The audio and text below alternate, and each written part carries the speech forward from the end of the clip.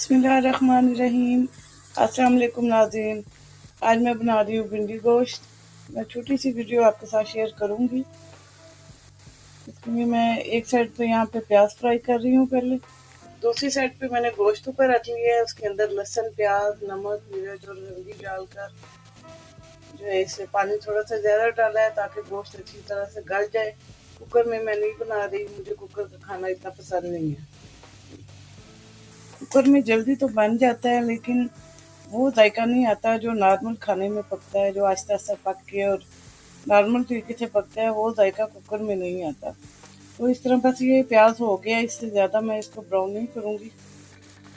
अब प्याज निकाल के उसी ऑयल के अंदर जिसमें मैंने प्याज ब्राउन किया था उसी के अंदर मैं भिंडियाँ ब्राउन कर रही हूँ। ब्राउन मतलब फ्राई कर रही हूँ। इस तरह फ्राई करने से बच्चे भी बड़े शौक से खा लेते हैं। करने को तो बाज़ लोग जो है इस तरह कच्ची भिंडियाँ भी गोश्त में डाल के तो दम दे देते हैं, लेकिन ज़्यादातर आजकल मैंने देखा है कि इस तरह फ्राई करके दम देने से जो है ज़्यादा अच्छे, मतलब ज़्यादा लोग जो है शौक से खाते हैं।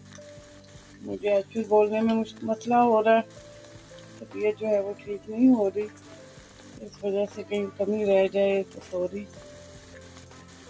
अब मैं इनको फ्राई कर लूँ।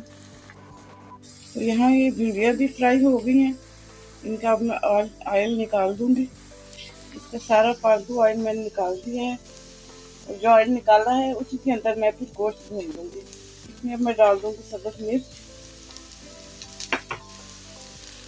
और वो प्याज जो मैंने फ्राई किया था। अब इसको मैंने चूल्हे से साइड पे कर दिया। गोश्त भून लूँ, उसके बाद फिर आपसे मिलती हूँ। गोश्त भूनते हुए आपको दिखाऊँगी। टमाटर भी इसी के अंदर डलते हैं, लेकिन आज मेरे पास टमाटर ख़त्म हुआ है, इसलिए मैं टमाटर पेस्ट डालूँगी तो वो मैं जब गोश्त भूनूँगी तो उसके अंदर डाल दूँगी।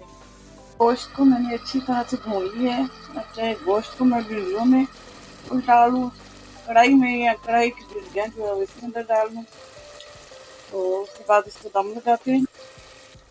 ये जी भिंडियाँ मैंने गोश्त के अंदर मिक्स कर ली हैं। इसके ऊपर मैंने एक बड़ा चम्मच दही का डाला है। इससे भिंडी का जायका बहुत मज़े का हो जाता है। अब इसको मैंने दम लगा देना और साथ तंदूर की रोटी और लस्सी के साथ ये बहुत मज़ा देगी।